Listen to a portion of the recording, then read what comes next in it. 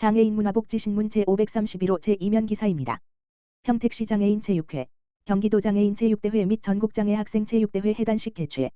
평택시 장애인 체육회는 지난 9일 평택 엔펠리스 컨벤션에서 제16회 경기도 장애인 체육대회 및 제20회 전국장애 학생 체육대회 통합 해단식을 개최하고 입상 선수들에게 메달 포상금을 전달했다고 밝혔다.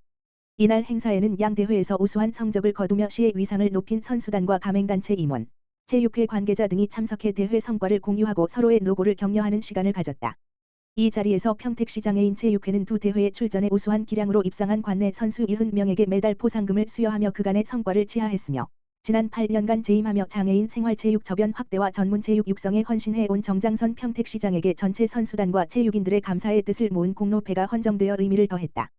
정장선 회장은 대회 무대에서 당당하게 스스로를 증명해낸 선수 여러분의 모습은 평택시민 모두의 자랑이자 관내 체육 발전에 든든한 원동력이라며 앞으로도 장애인 체육인들이 장벽 없이 마음껏 기량을 펼칠 수 있도록 선진적인 체육 환경 조성과 지속적인 지원을 아끼지 않겠다라고 말했다.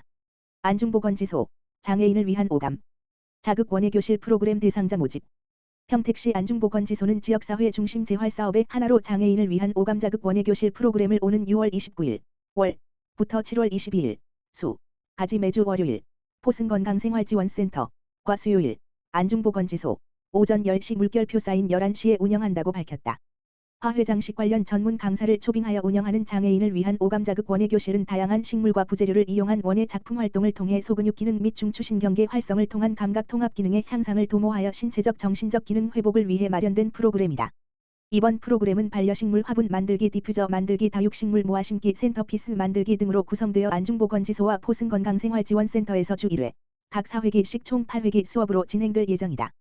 안중보건지소 관계자는 매년 운영되는 본 프로그램은 참여자들로부터 좋은 반응과 높은 호응을 얻고 있으며 이번 프로그램이 참여자들에게 더욱 유익한 시간이 되도록 노력하겠다라고 말했다. 대상자 모집은 6월 15일 월부터 26일 금까지 방문 및 전화 신청으로 진행되며 참여를 희망하거나 재활운동실 이용 및 재활사업에 대한 자세한 사항은 안중보건지소 지역번호 031-8024-8648 포승건강생활지원센터 지역번호 031-8024-8628로 문의하면 된다. 구리시 갈매건강생활지원센터 오손도 손재활교실 개강. 구리시 갈매건강생활지원센터는 6월 9일 갈매동 경증장애인을 위한 신규 프로그램 오손도손 재활교실의 개강식을 개최했다고 밝혔다. 오손도손 재활교실은 이동의 불편으로 재활 서비스 이용에 어려움을 겪는 경증장애인의 의료 서비스 접근성을 높이고 갈매동 등록 장애인의 건강관리를 지원하기 위해 새롭게 마련된 프로그램이다. 프로그램은 근력 강화 운동과 유산소 운동, 소근육을 활용한 인지 자극 활동, 개인별 맞춤 재활 운동 교육 등으로 구성되며 매주 화요일 오전 10시부터 90분간 운영된다. 모집 인원은 5명 내외이며 총 12회 과정으로 진행된다. 특히 교육 수료 후에는 참여자들이 자조 모임을 구성해 지속적으로 운동을 할 수 있도록 지원하고 향후 주민 주도의 건강공동체 활동으로 확대해 나갈 계획이다. 또한 보건복지부의 2023년 장애인 실태조사에 따르면 30번지세 이상 장애인의 고혈압 유병률은 52.9%, 당뇨병 유병률은 26.8%에 달하는 것으로 나타났다. 이에 센터는 만성질환 예방과 건강관리를 위해 간호 영양 구강 분야별 교육을 각각 1회씩 실시할 예정이다. 센터는 이번 프로그램을 통해 경증 장애인의 일상생활 수행 능력 향상과 만성질환 합병증 예방에 이바지할 것으로 기대하고 있으며 참여자 만족도와 운영 성과를 바탕으로 지속 운영 여부를 검토할 계획이다. 김은주 보건소장은 갈매동 주민들이 가까운 곳에서 전문적인 재활운동 서비스를 받을 수 있게 되어 뜻깊게 생각한다라며 앞으로도 장애인이 소외되지 않고 지역사회 구성원으로서 건강하고 활기찬 삶을 이어갈 수 있도록 적극 지원하겠다라고 말했다. 장애인 등록 문턱 낮춘다. 남양주시 7월부터 최장장애 등록 제도 신설 및 내부장애 기준 완화. 남양주시는 오는 7월 1일부터 최장장애 등록 제도가 새롭게 시행되고 심장간 호흡기 장루 요로 장애 등 내부장애 등록 기준이 완화됨에 따라 장애인 복지 서비스 지원 범위를 확대한다고 15일 밝혔다. 이번 기준 완화는 보건복지부의 장애인복지법 시행령 시행규칙 및 장애 정도 판정 기준 개정에 따른 것이다. 시는 이번 제도 개정을 통해 장애 인정 범위를 넓히고 복지 사각지대를 해소해 장애인의 생활 안정과 사회 참여를 지원할 방침이다. 이번 개정으로 기존 장애 유형으로 보호받기 어려웠던 최장 질환자의 장애 등록이 가능해진다. 이에 따라 장애 유형은 기존 15개에서 16개로 확대되며 보다 체계적인 복지 지원 기반이 마련될 것으로 기대된다. 오는 7월부터는 일정 기준을 충족한 최장 질환자도 장애 등록을 신청할 수 있다. 심한 장애로 인정받기 위해 6개월 이상 다회 인슐린 주사요법을 받았거나 인슐린 펌프를 사용해야 하며 시펩타이드 검사 기준 충족과 함께 내분비 분야 전문의 진단 요건을 모두 충족해야 한다. 췌장 이식을 받은 경우에는 심하지 않은 장애로 등록할 수 있다. 다만 이식 후에도 심한 장애 기준을 충족하면 심한 장애로도 판정받을 수 있다. 내부장애 등록 기준도 완화된다. 호흡기 장애는 기관절개술 후 수문의 시간 인공호흡기를 유지하는 경우 장애 진단 가능 기간이 기존 1년에서 6개월로 단축된다. 심장장애는 심한 장애 판정 기준이 확대되고 선천성 심장질환으로 폰탄 수술을 받은 사람도 심하지 않은 장애 대상에 새롭게 포함된다. 간장애는 심한 장애 기준을 단순화하고 합병증 인정 범위가 확대된다. 장루 요로장애도 합병증 범위가 넓어지며 일부 배변 배뇨장애에 대한 인정 기준이 완화된다. 시는 제도 시행에 맞춰 읍면동 행정복지센터를 중심으로 관련 민원 안내를 강화하고 있다. 장애 등록을 희망하는 시민은 의료기관에서 장애정도 심사용 진단서와 구비서류를 발급받아 주소지 행정복지센터에 신청하면 된다. 신청 접수 이후에는 국민연금공단의 장애 심사를 거쳐 장애 등록 여부가 결정된다. 시 관계자는 이번 제도 개정은 장애 인정의 폭을 넓혀 필요한 시민이 적시에 복지 서비스를 받을 수 있도록 하는 데 의미가 있다며 변경된 등록 기준을 시민들이 쉽게 이해하고 활용할 수 있도록 적극적인 홍보와 상담 지원에 힘쓰겠다고 말했다. 두산전자 비지용 인시수지장애인 복지관 장애인 가정 주거 환경 개선으로 시원한 여름 지원 짓기촌사회복지재단 용인시수지장애인 복지관 관장 김현균 은 지난 6월 9일 재가장애인 가정을 대상으로 두산전자와 함께하는 러브하우스 14탄 사업을 진행했다. 이번 사업은 중증 및 저소득 재가장애인의 안전하고 쾌적한 주거 환경 조성을 위해 마련됐으며 두산전자의 후원과 임직원 자원봉사 참여로 진행됐다. 특히 여름철 폭염에 취약한 장애인 가정의 생활환경 개선을 위해 벽걸이 에어컨 설치를 지원하며 보다 안전한 여름나기를 도왔다.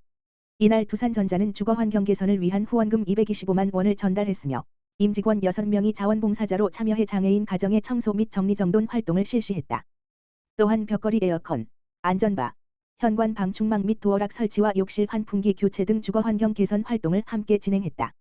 지원 대상자인 김수 씨는 무거운 짐도 모두 옮겨주시고 집안 곳곳을 정리해 주셔서 생활 공간이 훨씬 쾌적해졌다며 그동안 에어컨이 없어 여름을 걱정했는데 새 에어컨까지 설치해 주셔서 큰 도움이 됐다. 더운 날씨에도 애써주신 임직원 여러분께 감사드린다고 전했다. 봉사활동에 참여한 두산전자 임직원은 직접 현장에서 주거 환경 개선 활동에 참여해 보니 작은 변화가 이용자분의 삶에 큰 도움이 될 수 있다는 것을 느꼈다며 폭염에 취약한 장애인 가정에 에어컨을 설치해 드릴 수 있어 더욱 뜻깊었고 앞으로도 지역사회 이웃과 함께하는 나눔 활동에 지속적으로 참여하고 싶다고 말했다.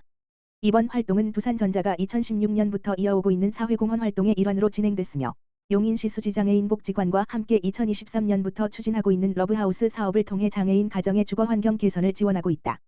김현균 관장은 지역사회 기업의 관심과 참여가 장애인 가정의 일상에 실질적인 변화를 만들어가고 있다며 앞으로도 다양한 지역사회 자원과 협력하여 장애인이 보다 안전하고 쾌적한 환경에서 생활할 수 있도록 지원하겠다고 말했다. 경기도 농아인협회 구리시지회 어르신 건강한 식생활 지원 나서 경기도 농아인협회 구리시지회 회장 허남희는 우양재단과 CJ-제1재당이 함께 추진하는 2026년 어르신 영양죽 지원사업 공모에 선정돼 지난 6월 9일 관내 만 70세 이상 청각장애 어르신들을 대상으로 영양죽 전달식을 진행했다고 밝혔다. 이번 사업은 연하곤란이나 소화불량, 치아 기능 저하 등으로 식사에 어려움을 겪는 만 70세 이상 어르신들의 건강한 식생활을 지원하기 위해 마련됐다. 그동안 많은 어르신이 입맛이 없어 식사를 거르는 경우가 많다. 소화가 잘 되지 않아 음식을 먹기 힘들다라고 호소해왔으며 이로 인한 영양 불균형과 건강 악화가 우려되는 상황이었다. 이에 구리시지회는 이번 공모사업 선정으로 어르신들의 영양 지원에 도움을 줄 수 있는 계기를 마련하게 됐다. 구리시지회는 등록 회원 가운데 만 70세 이상 청각장애 어르신 28명을 선정해 CJ-제1재당의 8호 통곡 물죽을 1인당 6개씩 전달했다. 전달식에서는 영양죽 조리 방법과 섭취 요령을 안내하고 어르신들의 건강 상태와 안부를 확인하는 시간을 가졌다. 또한 참석한 어르신들은 직접 감사의 마음을 담은 손편지를 작성해 우양재단과 CJ-제1재당에 전달하며 따뜻한 감동을 전했다. 어르신들은 영양죽을 지원해준 우양재단과 CJ-제1재당에 진심으로 감사드린다라며 맛있게 먹고 건강을 잘 챙기겠다라고 감사의 마음을 전했다. 아울러 거동이 불편해 전달식에 참석하지 못한 어르신들에게는 지회 관계자들이 직접 가정을 방문해 영양죽을 전달하고 건강 상태를 살피는 등 안부 확인 활동도 함께 진행했다. 허남희 지회장은 청각장애 어르신들의 건강한 식생활을 위해 관심과 지원을 아끼지 않은 우양재단과 CJ-제1재당에 깊이 감사드린다라며 앞으로도 다양한 공모사업과 민간 자원 연계를 통해 어르신들에게 실질적인 도움이 되는 복지 서비스를 제공할 수 있도록 노력하겠다라고 말했다.